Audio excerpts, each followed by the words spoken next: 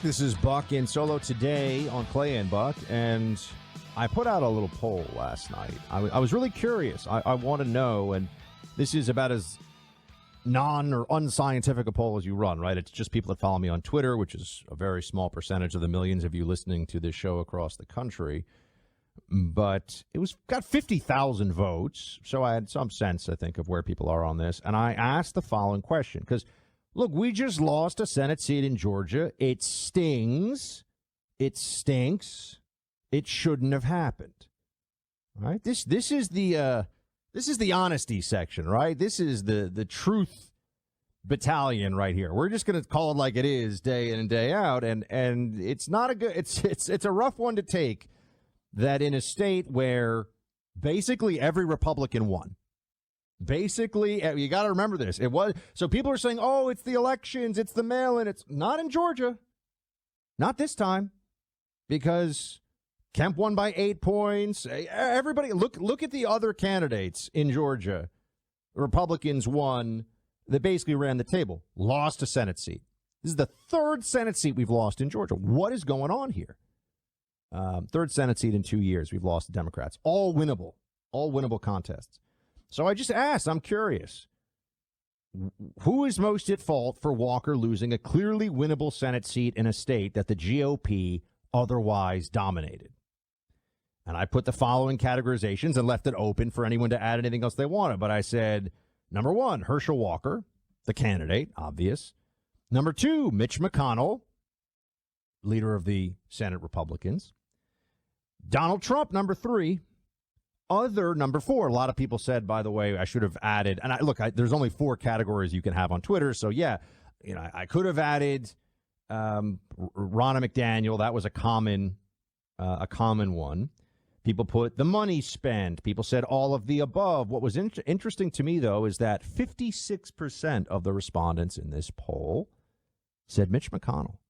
56% said it's Mitch McConnell's fault that Herschel Walker lost in Georgia. So please let me know. I want to get a sense. If you are in that group, I want to know why. See the links in the video description, folks. I'll make this short and sweet because unlike a lot of social media vegetables, I don't have 24 hours of free time. But to answer Buck Sexton's question is pulled, I'd pick number four, other. One of the main reasons, again, see links in the video description. I've got this all laid out. It's a lot of data. But I think a lot of it is, and it's been exacerbated since the pandemic, our labor force participation rate for men 25 to 54 especially. I understand our nation's getting older, but still for men 25 to 54 and men 25 to 34, since the 50s and 60s, our labor force participation rate has cratered. And even for women 25 to 54, it's peaked and it's kind of leveled off, and it's hit going into a trough now too. But the labor force participation rate since the 50s and 60s is much lower. I've got tons of data on that. Another thing you could focus on, our birth rate is cratered. So the Ponzi scheme known as Social Security, too many people in the wagon, not enough people to pull the wagon. Because a whole lot of people who should have been pulling the wagon for decades jumped in the wagon a long time ago. And as our birth rate has fallen, the number of out-of-wedlock births, percentage of all births, has skyrocketed. So to answer your question, it's other, Buck. If you think America sucks, and a lot of people do, I'm not going to answer that question, but if you think America sucks, it probably sucks because we, the people, suck.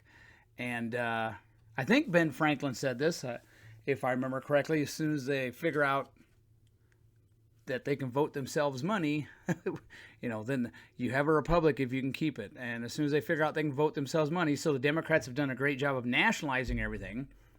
So while Brian Kemp will be minding the store on the state level, Warnock and his cronies will be implementing policies, and they're trying to nationalize as much as they can. Education, one size fits all.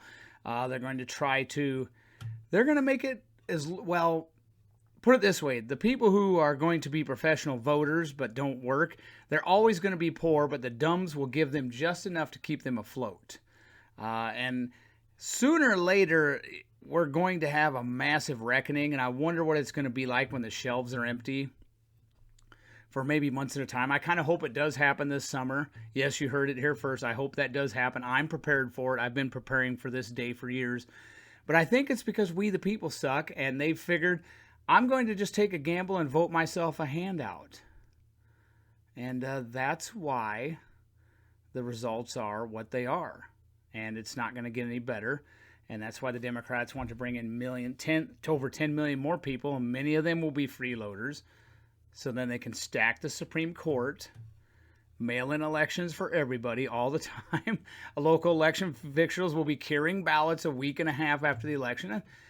But it's our own fault. We, the people, have become, it's gone from a sizable minority to just about a majority now, folks. So I think we're to the point.